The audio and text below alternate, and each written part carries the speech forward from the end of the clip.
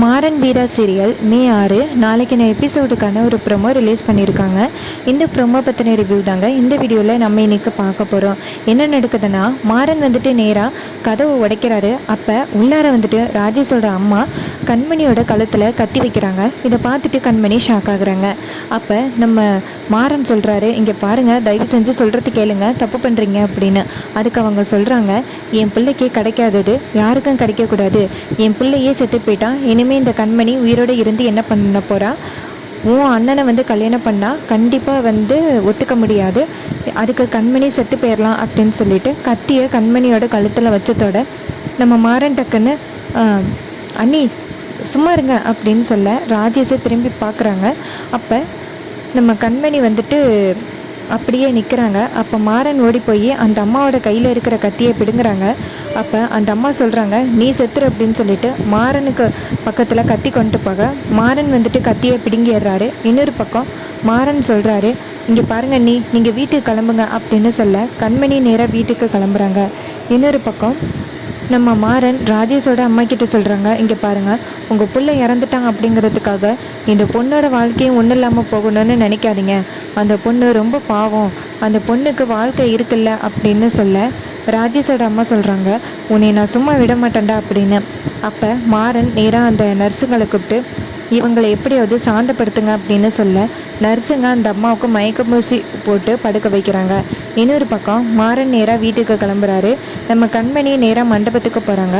அங்கே போனதோட நம்ம வள்ளி கேட்குறாங்க, எங்கே போயிட்டு வந்த அப்படின்னு. அப்போ கண்மணி சொல்கிறாங்க, இது மாதிரி ராஜேஷோட அம்மாவுக்கு நெஞ்சு வலி அப்படின்னு ஹாஸ்பிட்டல்லேருந்து கால் வந்துச்சு, அதான் பார்க்க போனேன் அப்படின்னு. அப்போ வள்ளி சொல்கிறாங்க, இப்போ ஓடி போனேன், இதே மாதிரி கல்யாணத்துக்கு அப்புறமும் ஓடி போக மாட்டேன்னு என்ன நிச்சயம் இருக்குது அப்படின்னு சொல்கிறாங்க. இது கேட்டுட்டு நம்ம ராமச்சந்திரன் கோவமாகி வள்ளியை ஓங்கி அறைகிறாங்க. இதை பார்த்துட்டு அங்கே உள்ளவங்க ஷாக் ஆகுறாங்க. வள்ளி சொல்கிறாங்க, எவ்வளோ ஒருத்திக்காக என்னை அடிக்க ஆரம்பிச்சிட்டியல்ல அப்படின்னு. அப்போ கண்மணி மனசுக்குள்ளேயே சிரிக்கிறாங்க, உங்கள் வீட்டுக்குள்ளேயே பிரச்சனையை உண்டாக்கி உங்கள் குடும்பத்தை பிரிக்கிறேன் அப்படின்னு. இன்னொரு பக்கம் ராமச்சந்திரன் சொல்கிறாரு, உனக்கு இந்த கல்யாணம் பிடிக்கலைன்னா நீ இந்த இடத்த விட்டு போய்கிட்டே இருக்கலாம் அப்படின்னு. அப்போ நம்ம வள்ளி ரொம்ப சோகமாக மண்டபத்தை விட்டு வெளியில் வராங்க.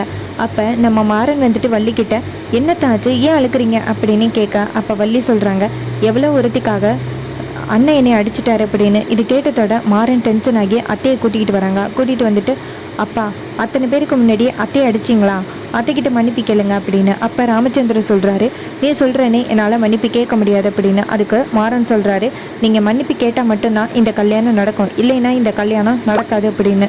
இது கேட்டதோட ராமச்சந்திரன் ரொம்ப கோவப்படுறாரு. அப்போ நம்ம வீரா இங்கேருந்து வந்துட்டு, இங்கே பாரு மாறா, அதுக்கு பதிலாக நான் மன்னிப்பு கேட்குறேன் அப்படின்னு. அதுக்கு மாறன் சொல்கிறாரு, அடித்தது யார், எங்கள் அப்பா தான் மன்னிப்பு கேட்கணும் அப்படின்னு சொன்னதோட ராமச்சந்திரன் வேறு வழியே இல்லாமல் வள்ளியை பார்த்து, வள்ளி என்னை மன்னிச்சிடு அப்படின்னு சொல்ல வள்ளி சொல்கிறாங்க, நீ யாருண்ணா, நீ என்னோட அண்ணா, நீ என்னை அடிக்கிறதுக்கு முழு உரிமையும் இருக்குது அப்படின்னு சொல்லிட்டு ராமச்சந்திரனை பார்த்து என்னையை மன்னிச்சிடுண்ணா அப்படின்னு சொல்ல ராமச்சந்திரனும் சரி அப்படின்னு சொல்கிறாங்க.